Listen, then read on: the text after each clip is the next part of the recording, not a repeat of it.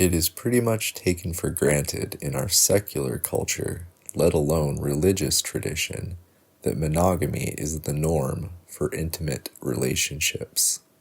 Paragraph 1664 of the Catechism of the Catholic Church states it empirically: unity, indissolubility, and openness to fertility are essential to marriage. Polygamy is incompatible with the unity of marriage. Divorce separates what God has joined together. The refusal of fertility turns married life away from its supreme gift, the child. Things get even worse when we start talking about Mormonism, which, despite its founder having between 30 and 40 wives himself, as well as Doctrine and Covenants section 132, referring to plural or celestial marriage as part of the new and everlasting covenant, the Church of Jesus Christ of Latter-day Saints now takes the position of excommunicating those who aren't monogamous. But what do we find in the Bible? The very first appearance of non-monogamy is Genesis 4:19. And Lamech took unto him 2 wives. The name of the one was Adah, and the name of the other Zillah. That's it.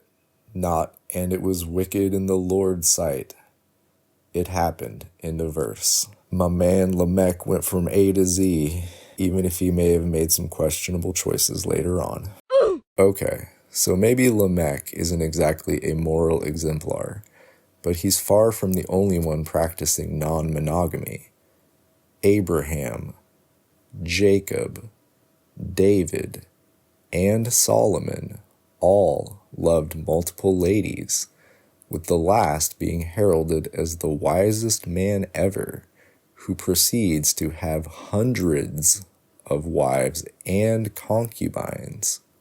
Rather than forbidding it, the Mosaic Law regulates it, implying divine acceptance at the very least. Notice how Exodus 21:10 doesn't say, don't take another wife. It says, if you do, don't neglect the first. That's not prohibition, that's policy. Deuteronomy 21:15 echoes that matter-of-fact tone with, if a man have 2 wives. That was the Old Testament, though, right? Didn't Jesus do away with all that outdated nonsense? Actually, no. The teaching by Jesus everyone immediately goes to, which supposedly seals the deal, only explicitly condemns divorcing the wife you already have, not adding another. And if it were the case that Jesus unequivocally mandated monogamy, why would Paul feel it necessary to specify that a leader of the church should be a husband of 1 wife? If that was already a bare minimum requirement for discipleship, does it really require restating not once, but in 2 separate letters?